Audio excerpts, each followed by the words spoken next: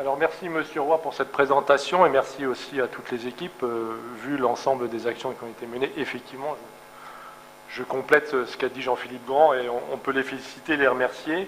Et moi je voudrais d'ores et déjà anticiper sur le rapport 2023, dans lequel vous ne manquerez pas, j'en suis certain, de faire figurer la journée du 18 septembre dernier, intitulée Un dimanche en douceur. J'y reviens, et pour bien comprendre, le 18 il fait très beau, et c'est également la journée du patrimoine. Et c'est vrai, remettre les clés du centre-ville aux piétons et aux cyclistes, ça c'est une très bonne idée, c'est une excellente idée. L'atelier que vous avez mis en place et les citoyens qui y ont participé ont contribué à la réussite de cette journée. Et entre 10h et 16h30, j'ai sillonné la ville et j'ai glané quelques verbatims. Je vous les partage. J'ai parlé avec des ASVP, Quai de Loire, et effectivement, ils ont eu affaire à des grincheux qui voulaient absolument rentrer dans le centre ancien, prétextant ne pas avoir été informés correctement que la zone allait être piétonnisée.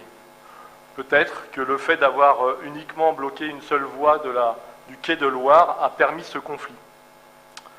Les piétons, qui j'ai discuté, ont profité de la rue Jeanne d'Arc dans toute sa largeur, pouvant flâner le nez en l'air pour observer les flèches de la cathédrale et les façades.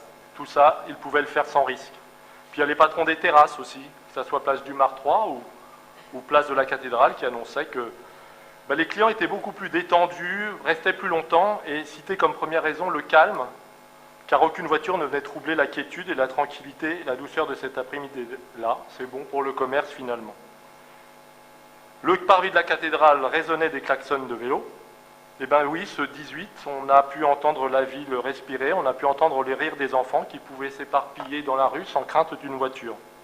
Les gens prenaient le temps, et je crois que c'est la première réussite, et la vraie réussite de cette journée, un espace apaisé où tout le monde pouvait prendre le temps de vivre. Peut-on toutefois conclure que cette journée est une réussite? Peut-on toutefois conclure que cette journée a attiré davantage de monde que d'habitude en centre-ville? Peut-on toutefois conclure que cette journée a permis de changer notre vision du centre-ville? Difficile en fait à dire sur l'impact en matière d'influence, puisque l'engouement aussi pour les journées du patrimoine est venu brouiller les chiffres. Difficile de claironner sur l'ambition, car une partie de la zone piétonnisée l'est déjà le reste de l'année. Difficile finalement de montrer l'impact sur la qualité de l'air, puisque finalement, malheureusement, c'est un dimanche qui a été choisi, et on sait bien que le dimanche, les automobilistes font le choix des escapades campagnardes plutôt que de circuler dans l'hypercentre. Alors les services, on parlait d'amélioration continue, ensemble vous trouverez des idées et les actions nécessaires pour améliorer le dispositif.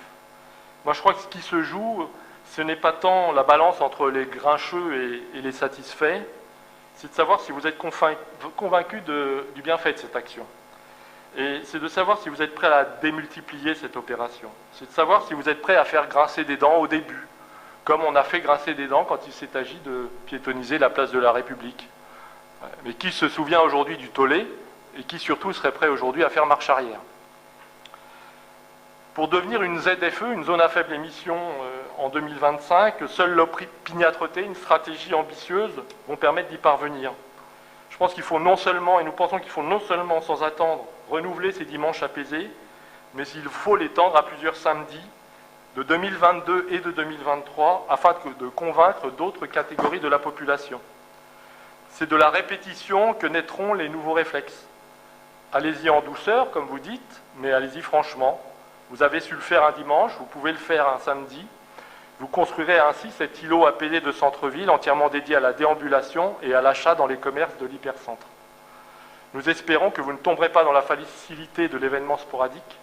Douceur ne veut pas dire lenteur, nous espérons que vous aurez la volonté de mettre en place la répétition d'un tel événement absolument clé pour cette ville que vous voulez décarboner. Merci.